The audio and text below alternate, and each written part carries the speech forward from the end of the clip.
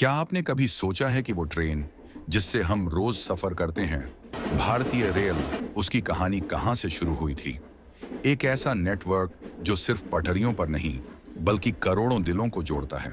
आइए चलते हैं 1853 से लेकर 2030 के भविष्य तक भारतीय रेल की पूरी यात्रा पर।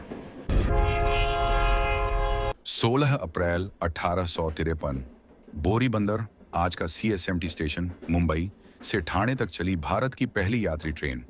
34 किलोमीटर का सफर, 400 यात्री और 3 इंजन, सिंध, सुल्तान और साहिब।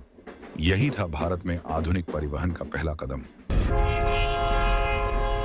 ब्रिटिश शासन में रेल का विस्तार तेजी से हुआ। 1854 तक हावड़ा हुगली लाइन, 1856 तक मद्रास अरकोट लाइन और फिर हजारों किलोमीटर की पटरियां। 19वीं सदी के अंत तक रेलवे नेटवर्क काफी बड़ा हो गया, लेकिन मकसद था कच्चा माल, कोयला, कपास, अनाज इत्यादि बंदरगाह तक पहुंचाना, ना कि जनता की सुविधा का ध्यान रखना। 1947 में आजादी के साथ रेल भी बढ़ी। बड़ा हिस्सा पाकिस्तान के पास गया, पर 55,000 किलोमीटर का नेटवर्क भारत के पास रहा। रेलवे को एक राष्ट्रीयकृत संस्था बनाया गया और 1951 में इंडियन रेलवेज का गठन हुआ।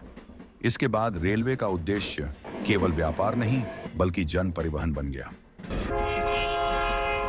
1950 से 1980 तक इंजन डीजल और इलेक्ट्रिक बने। 1980 में कंप्यूटर रिजर्वेशन आया। 1990 में शताब्दी और राजधानी जैसी सुपरफास्ट ट्रेनों ने सफर बदल दिया। फिर 2000 में आईआरसीटीसी ने इंटरनेट टिकटिंग शुरू की। 2014 के बाद तेजस, हमसफर जैसी आधुनिक ट्रेनों का आगमन, बुलेट ट्रेन प्रोजेक्ट की शुरुआत। आज भारतीय रेल दुनिया के सबसे बड़े रेल नेटवर्क्स में से एक है। 68,000 किलोमीटर लंबा नेटवर्क, 7,300 से ज्यादा रेलवे स्टेशन और हर दिन 2.3 करोड़ यात्रियों का आवागमन। अब रेलवे विद्युतीकरण और डिजिटलाइजेशन की ओर बढ़ रहा है। 2030 तक भारतीय रेल को नेट जीरो कार्बन उत्सर्जन वाला नेटवर्क बनाने का लक्ष्य है। 1853 की उस 34 किलोमीटर की यात्रा से लेकर आज की बुलेट ट्रेन का सफर, इसको ध्यान से देखो। भारतीय रेल सिर्फ यात्रा का साधन नहीं बल्कि भारत की अर्थव्यवस्था, संस्कृति, सामाजिक जीवन की प्रगति और एकता का प्रतीक है। तो अगली बार जब आप ट्रेन में बैठें, याद रखिए, आप सिर्फ सफर नहीं कर रहे बल्कि इतिहास का हिस्सा बन रहे हैं। धन्यवाद। जय हिंद, जय भारत।